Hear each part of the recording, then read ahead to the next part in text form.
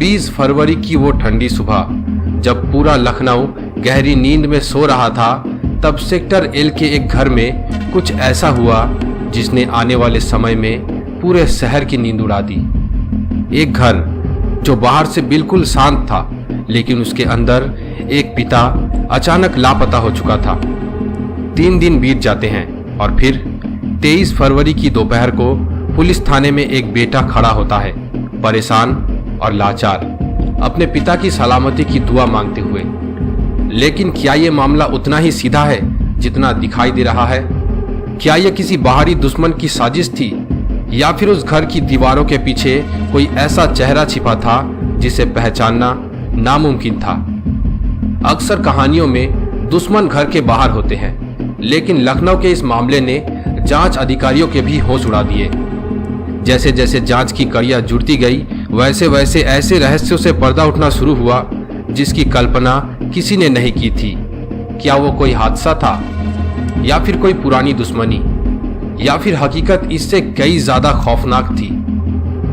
तैयार हो जाइए उस सच को जानने के लिए जिसे छुपाने की हर मुमकिन कोशिश की गई।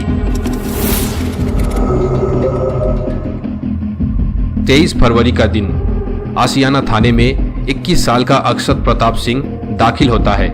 वो पुलिस को बताता है कि उसके पिता 50 वर्षीय मनवेंद्र सिंह 20 फरवरी से लापता है।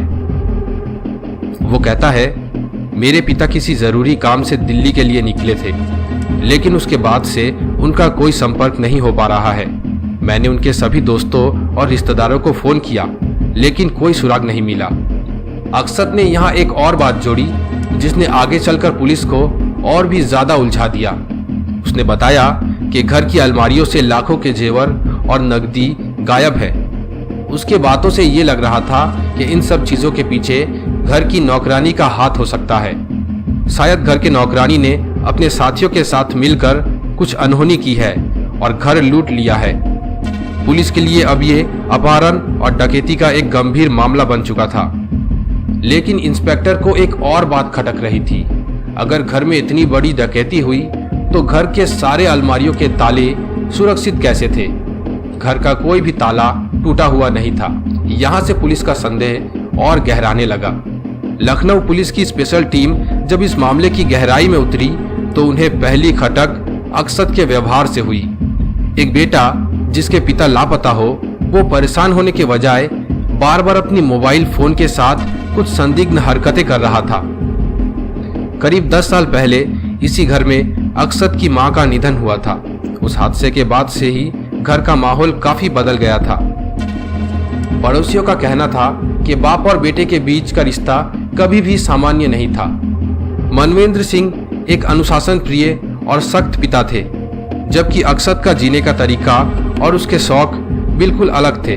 घर के सन्नाटे में छिपे ये पुराने विवाद बता रहे थे कि ये तनाव कोई एक दिन की बात नहीं थी। ये गुस्सा सालों से अक्षत के अंदर ज्वालामुखी की तरह सुलग रहा था और अब वो फटने के कगार पर था। पुलिस की जांच अब एक और नए मोड़ पर थी, जहां सारे सबूत अक्षत की ओर इशारा कर रहे थे। पुलिस ने सबसे पहले मनवेंद्र सिंह के मोबाइल की आखिरी लोकेशन ट्रैक की। लोकेशन लखनऊ के रेलवे स्टेशन की मिली। पुलिस की एक टीम तुरंत वहां पहुंची। घंटों तक सीसीटीवी खंगाले गए और चप्पे चप्पे की जांच की गई, लेकिन मनवेंद्र सिंह का कोई सुराग नहीं मिला। यहां पर पुलिस को लगा शायद वो ट्रेन पकड़कर कहीं निकल गए होंगे, लेकिन तभी एक चौंकाने वाला सच सामने आया। सर्विलेंस टीम ने पाया कि जिस वक्त मनवेंद्र सिंह का फोन स्टेशन पर एक्टिव था, ठीक उसी वक्त अक्षत की लोकेशन भी वहीं मौजूद थी। ये बात अक्षत के उन दावों से बिल्कुल अलग थी जिसमें उसने कहा था कि वो घर पर था। दूसरी तरफ फॉरेंसिक टीम को घर के तीसरी मंजिल से कुछ ऐसे सुराग मिले जिसे मिटाने की कोशिश की गई थी। जब पुलिस ने अक्षत को हिरासत में लिया और उसके लोकेशन के बारे में बताकर उससे जांच पड़ताल शुरू की, तब शुरू में अक्षत चुप रहा, लेकिन धीरे धीरे पुलिस के प्रेशर देने पर वो टूटने लगा। अक्षत ने पुलिस को जो बयान दिया उसे सुनने के बाद सभी हैरान रह गए। 20 फरवरी की वो रात धीरे धीरे गुजर रही थी। सुबह के 4:30 बजने वाले थे। मनवेंद्र सिंह और अक्षत के बीच एक बार फिर तीखी बहस शुरू हो गई। विवाद की मुख्य वजह वही पुरानी पढ़ाई और नीट की परीक्षा। पिता चाहते थे कि उनका बेटा एक सफल डॉक्टर बने और परिवार का नाम रोशन करे, लेकिन अक्षत का रास्ता बदल चुका था। उसका ध्यान पढ़ाई से हटकर कुछ गलत आदतों और फिजूल खर्ची की तरफ मुड़ गया था। अक्षत के पिता बार बार उसे समझाने की कोशिश कर रहे थे और दूसरी ओर अक्षत दबाव और गुस्सा महसूस कर रहा था। विवाद इतना बड़ा कि गुस्से में आकर अक्षत ने अपना आपा पूरी तरह खो दिया। उसने घर में रखी लाइसेंस राइफल उठाई और एक ऐसी अनहोनी को अंजाम दिया जिससे सब कुछ हमेशा के लिए खत्म हो गया। अक्षत ने अपने पिता के सिर के पीछे गोली मार दी। इसके साथ ही मनवेंद्र सिंह वहीं गिर गए। लेकिन सबसे ज्यादा हैरान करने वाली बात यह थी कि इतनी बड़ी घटना के बाद भी अक्षत के चेहरे पर कोई शिकन नहीं थी। उसने बिना डरे बहुत ही ठंडे दिमाग से पूरी सच्चाई को दुनिया से छुपाने की एक लंबी योजना बनानी शुरू कर दी। लेकिन इसके बाद अक्षत जो बताने वाला था वो न केवल पुलिस को बल्कि पूरी दुनिया को हैरान कर देने वाला था। इसी बीच पुलिस का एक हिस्सा अक्षत के घर जाती है और उसके आस पड़ोस के सभी से पूछताछ करना शुरू कर देती है। जांच के दौरान जब पुलिस ने पड़ोसियों से बात की तो एक हैरान करने वाला किस्सा सामने आया। पड़ोसी के मुताबिक अक्षत बेहद चालाक था, जिसे हाइपर इंटेलिजेंट कहा जा सकता है। यह पहली बार नहीं था जब अक्षत ने अपने परिवार की चिंता बढ़ाई थी। करीब 3 साल पहले भी अक्षत अचानक गायब हो गया था। उस वक्त अक्षत के पिता ने उसके अकाउंट में 5 लाख रुपए डिपॉजिट किए थे।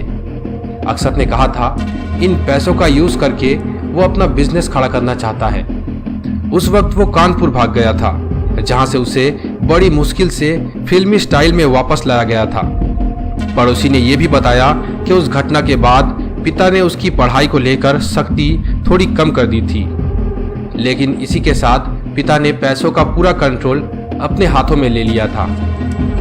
यहाँ पर अक्षत की हालत ऐसी थी, अगर उसे खाने पीने का कुछ सामान भी मंगाना होता तो उसे QR कोड भेजकर अपने पिता से ही परमिशन लेनी पड़ती थी।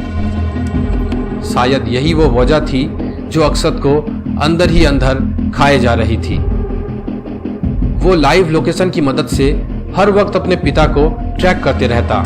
उसके पिता कहाँ जाते हैं, कहाँ पर कितनी देर बैठते हैं, इन सभी चीजों के बारे में उसे पता रहता था। इसके बाद पुलिस ने अक्षत के साथ और ज्यादा सख्ती की, जिसके बाद धीरे धीरे वो खतरनाक असलियत सामने आने लगी।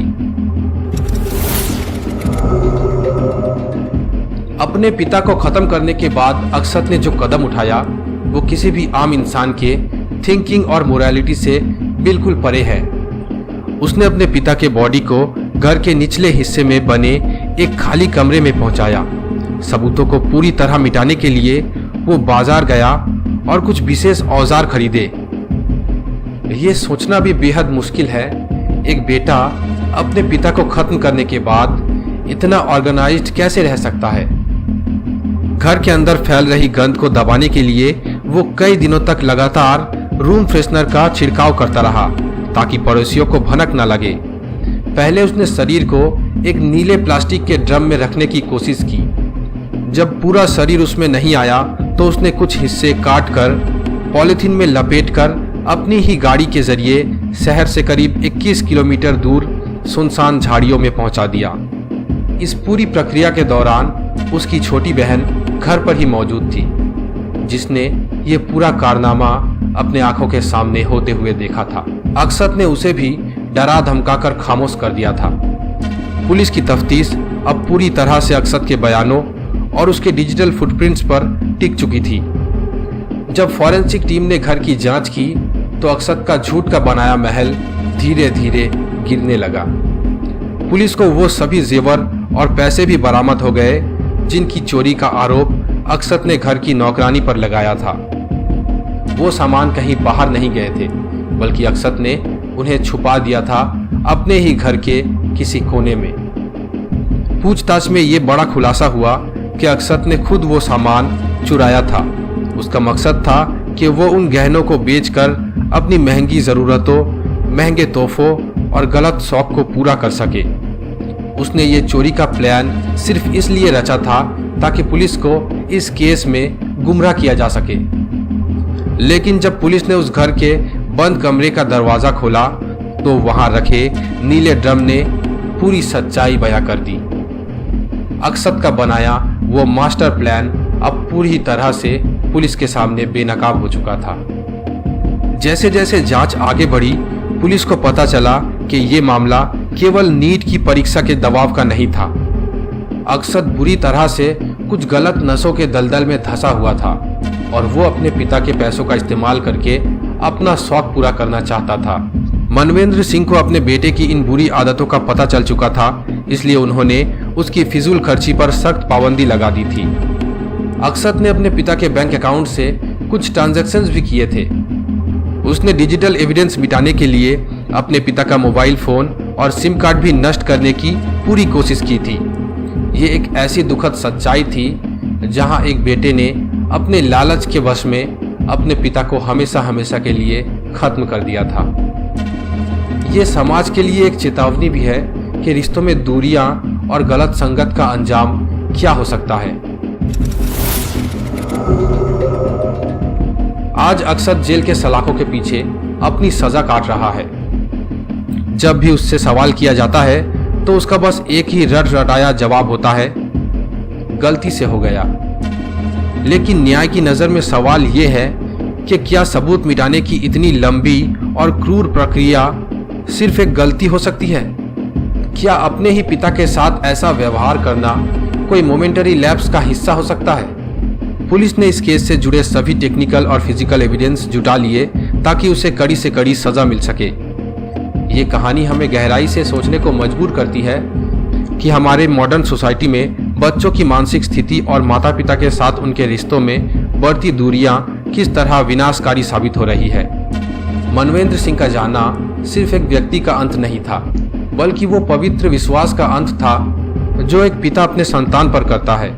कानून अपना काम करेगा, लेकिन आशियाना के उस घर में फैला सन्नाटा हमेशा इस खतरनाक घटना की गवाही देता रहेगा।